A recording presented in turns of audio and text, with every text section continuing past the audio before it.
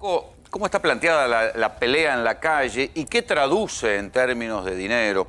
Nosotros hemos venido siguiendo aquí en GPS el límite al cual parece haber llegado la cuestión de los planes sociales, ¿no? Donde, sobre todo, de los planes potenciar trabajo.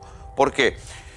Cifras que no son oficiales, pero que cuando uno pregunta un poquito y averigua, de esto se trata. Hay 1.200.000 planes potenciar trabajo, de los cuales 300.000 están manejados por lo que se consideran los piqueteros opositores, los piqueteros de unidad piquetera, donde el que más hegemoniza esa cantidad de planes es el polo obrero.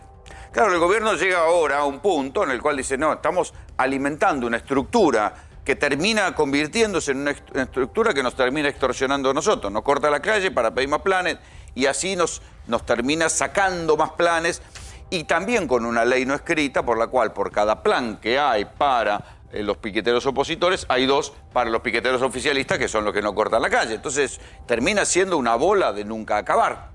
De hecho, fíjense que Luis Delía, un hombre que estuvo en el origen de los planes sociales, esta semana, y lo conversamos acá con Delía, hablamos de los 20 años de planes sociales, punta a punta, que en un momento sirvieron para calmar la locura posterior a la caída de la convertibilidad y que con el correr de los tiempos se fueron convirtiendo en algo ritual que no resuelve la pobreza, que tampoco le genera votos al gobierno, porque por algo perdió las elecciones el año pasado, cuando fue un periodo en el cual habían dado tremenda cantidad de planes porque venía la pandemia y había que poner plata en el bolsillo de la gente porque si no se morían de hambre, pero no funciona más la política de planes porque genera desigualdad en los sectores populares.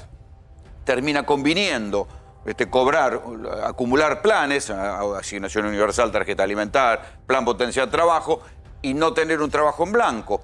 En todo caso, conviene, si alguien consigue un laburo, le conviene decirle al empleado, mira, pagame en negro o me quedo con una changa, mantengo los planes, laburo en negro y junto más guita que con un laburo en blanco. Es un quilombo que se está generando en la estructura laboral 20 años después del nacimiento de los planes. Pero Delía dijo algo interesante, reveló como si fuera el truco del mago. Escúchenlo. Defiendo a los que son víctimas de él. Él le cobra 3, 4 mil pesos por cada beneficiario. No se hace eso. El que engancho haciendo eso en mi organización, lo rajo. Eso no se hace. Hablo en nombre de los pobres. No le cobren más a los pobres. ¿Saben cuánto vale un micro de La Matanza? 20 mil pesos. 100 micros de 2 millones de pesos. Los pobres tienen que estar pagándole la iniciativa política al Partido Obrero.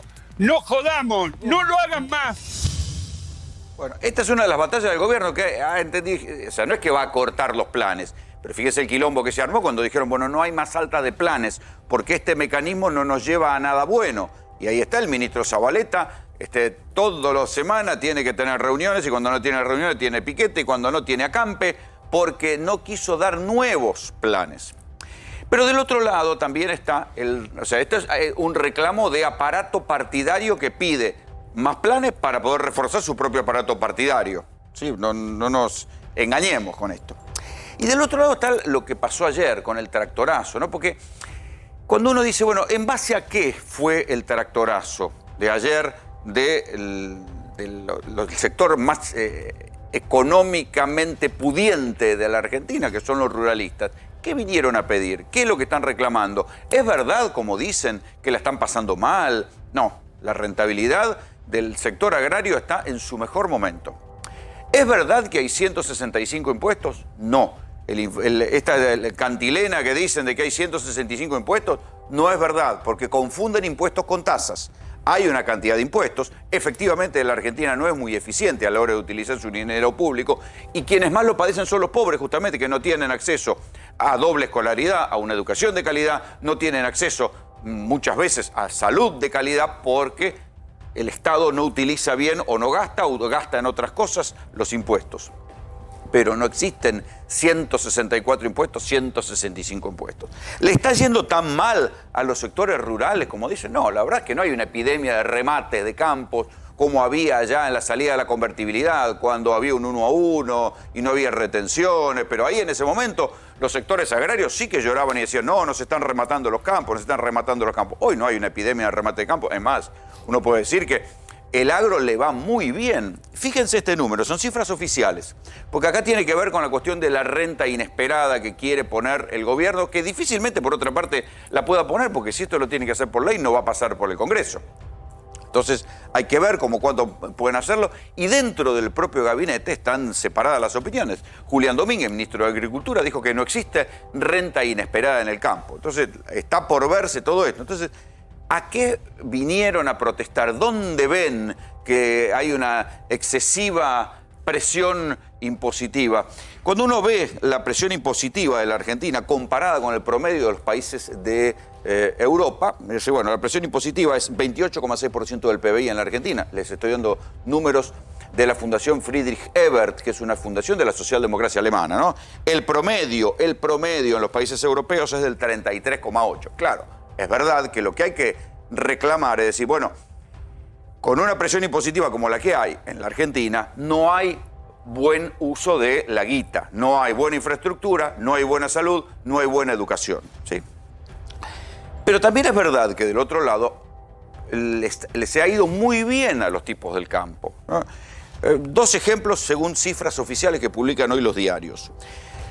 Una hectárea en el norte de Córdoba, una hectárea de producción de trigo, producía en diciembre de 2021 $43 por hectárea. Esto era su rendimiento. Diciembre del año pasado, marzo de este año, o sea, estamos hablando de 3 meses de diferencia, $163 la hectárea es el rendimiento de una hectárea de trigo en la zona norte de Córdoba. Subió un 279% la ganancia.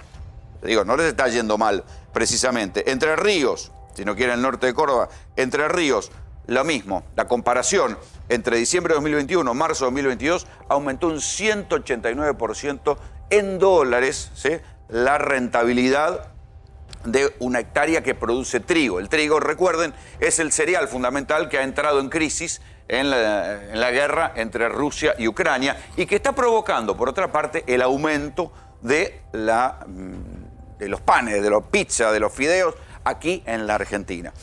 Paréntesis, el gobierno no está muy eficaz en esta cuestión, porque de hecho se anuncia para mañana una protesta de los panaderos porque un mes después de que anunciaron el famoso fideicomiso del trigo, por ineficiencia del gobierno, por burocracia, a ver, la burocracia es el Estado, es el propio Estado el que no puede mover su propia burocracia. Hace un mes que dicen que van a lograr anclar la bolsa de harina en 1.150, pero hoy los productores la siguen pagando a 2.000 pesos. O sea que no lograron nada con el fideicomiso del trigo.